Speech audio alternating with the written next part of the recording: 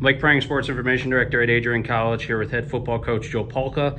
After a 24-14 win at home over Olivet, coach, just start with an opening statement. Well, it was a great example of, being gritty, playing for the full 60 minutes and finding ways to win. And I think that says what it took today. Played good defense. We did a really good job on special teams. Offensively, we scored when we needed to. Not a lot of things were glamorous today, but it was a great team win with guys just sticking to it. You talked about your defense. You only gave up 278 yards on the day.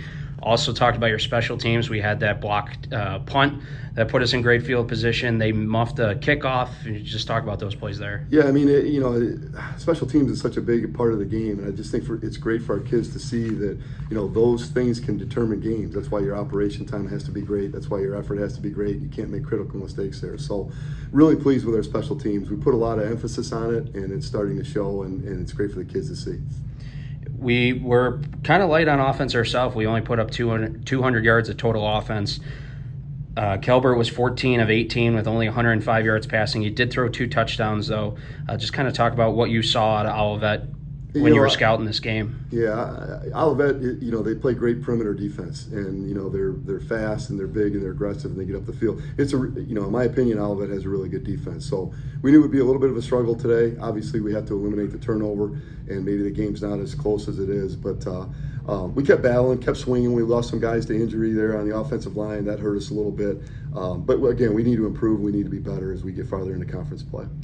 So 0-0 after the first quarter, 7-7 going into halftime. What was the message of the team going into the second half? Well, it was really just, we always talk about it, play 60 minutes. It was 0-0. We had to keep playing to the end. We always talk about keep swinging, meaning that we're just going to keep battling regardless what happens. And I thought it was a good example. We come out and we throw a pick six to start, not what you want to start the second half. And then we come back on offense, though, and put a nice drive together and score. So, I think the kids pick up on the message there, and they see that, hey, no matter what happens negatively, just keep playing, and eventually something positive will happen. In the third quarter, we were forced to kick a field goal. Jack Boyke missed it, but then late in the game with 2:58 to go to put us up 2 scores. Talk about how big that field goal was. It was big for Jack. I think big for our team. And part of the point is that we're always going to play aggressively. We tried to fake punt earlier today.